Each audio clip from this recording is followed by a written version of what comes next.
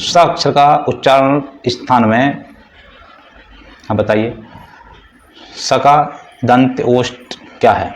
अभी पीछे एक क्वेश्चन हुआ है इसमें यह और स दोनों आए थे, क्या होता है इसका? मूर्धन्य होता है। ठीक है, नेक्स्ट, संयुक्त अक्षर क्ष का संयोग किससे होता है? क और स। देखिए ये वाले अभी मैं इसे भी बता चुका था, क और स।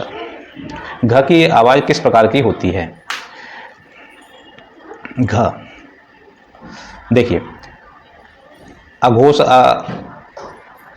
अभी मैंने एक चीज बताई थी कि किसी वर्ग का पहला, जैसे एक वर्ग में पांच अक्षर हैं, तो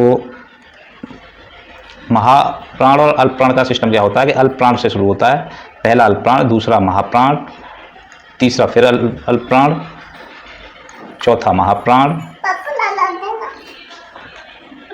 महाप्राण, और पांचवा फिर से अल्पप्राण।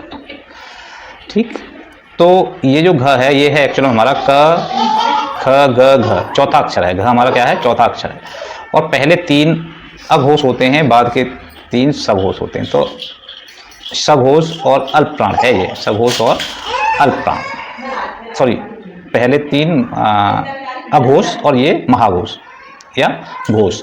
तो चौथा वाला है तो ये सघोष और क्या हो गया? अल्पप्राण, महाप्राण, है ना।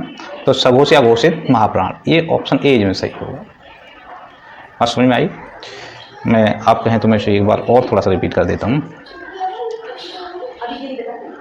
देखो एक बार और मैं बता रहा हूँ कि किसी भी वर्ग का पहला अल्पप्राण होता है, दूसरा महाप्राण, ठीक, फर्स्ट सेकंड, फिर इसी तरह से तीसरा अल्पप्राण होगा, चौथा महाप्राण होगा और पांचवा अल्पप्राण होगा।